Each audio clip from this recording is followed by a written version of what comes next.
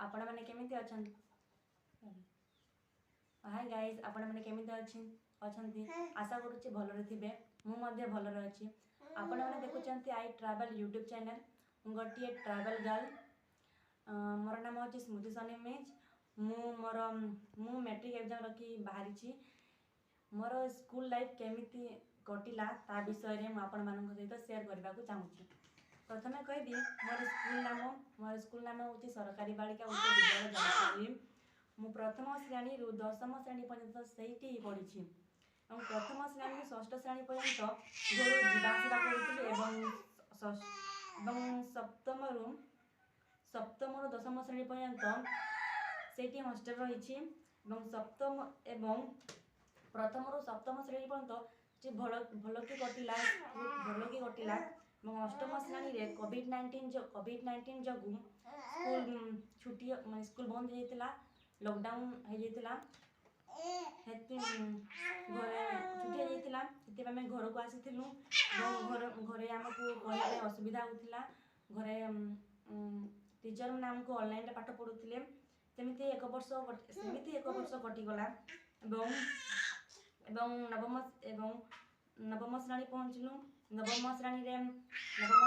कोविड-19 धीरे धीरे कमुला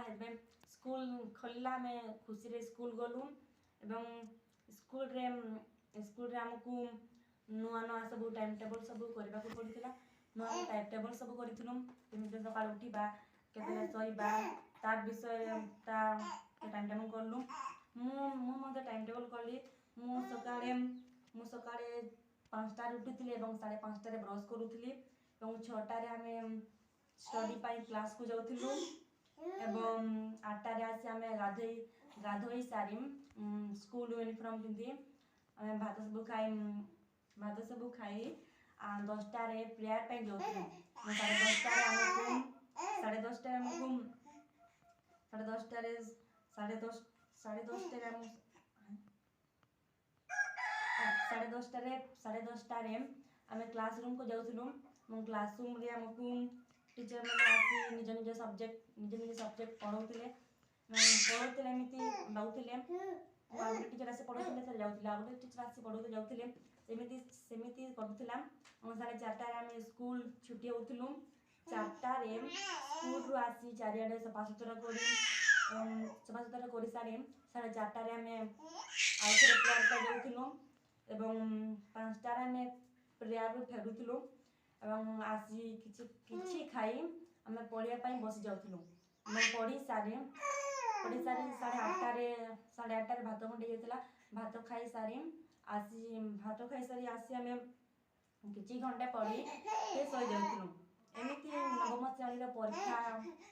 आसीगला नवम श्रेणी परीक्षा भल कि लेखिलु पास गलु दशम श्रेणी पहुँचलु दशम श्रेणी आमको पास होगापी पाठ पढ़ा होता एवं मो सांग मान सहित पाठ भी पढ़ी हसी मजा ही कली एवं टीचर मैंने आमको सकाळे कोचिंग भी करुले राति बेड़े ही कोचिंग करुले टीचर मैंने आमको कहते पाठ पढ़ ता सहित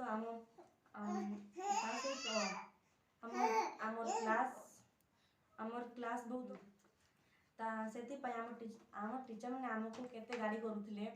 ता सहित आम टीचर भी आसी आमको केते गाड़ी करुले कहते पाठ पढ़ से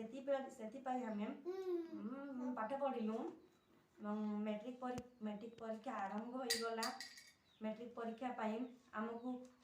अलग स्कूल जावाक पड़ूला से स्कूल बहुत दूर थी आमको बस रे जावाक पड़ूला